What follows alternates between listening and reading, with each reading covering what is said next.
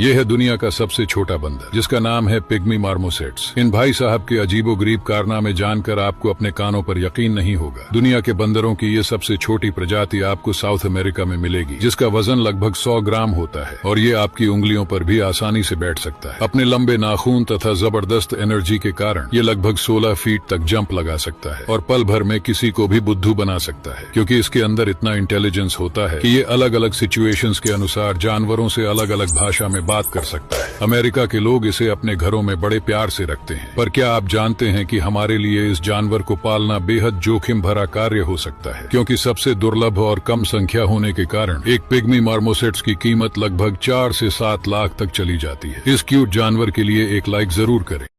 Sweden में पाए जाने वाली दुनिया की 3 सबसे दुर्लभ और जबरदस्त चीजें जो दुनिया में किसी और देश में कहीं नहीं मिलेगी। सबसे पहली है अकोया पर्ल्स, जो मोतियों की बेस्ट क्वालिटी हैं। ये सोने से भी बेहद महंगी मोती शीप के कवर में ढकी होती है, जिसकी 1 कैरेट की कीमत लगभग 25 लाख तक चली जाती है और ये स्वीडन में भरपूर मात्रा में पाई जाती है। फिर आते हैं यहाँ के मशहूर फ्रूट्स, जिनकी वैरायटी शायद ही कहीं और देखने को मिले, क्योंकि अपने जबरदस्त स्वाद के कारण यहाँ आपको दुनिया के सबसे महंगे फ्रूट्स मिलेंगे। और 3 नंबर पर है यहाँ का सौंदर्य। अगर स्वीडन सबसे ज्यादा किसी चीज के लिए फेमस है तो वो है यहाँ की महिलाओं के सौंदर्य के लिए, क्योंकि इनकी हेल्थी लाइफस्टाइल, गहरी आंखें और अट्रैक्टिव चेहरे के कारण यहाँ की लड़कियां बहुत ज्यादा खूबसूरत लगती हैं। इसलिए दोस्त, अपनी सिंगल जिंदगी में बाहर लाने के लिए कैसे न कैसे स्वीडन जाने का जुगाड़ करो।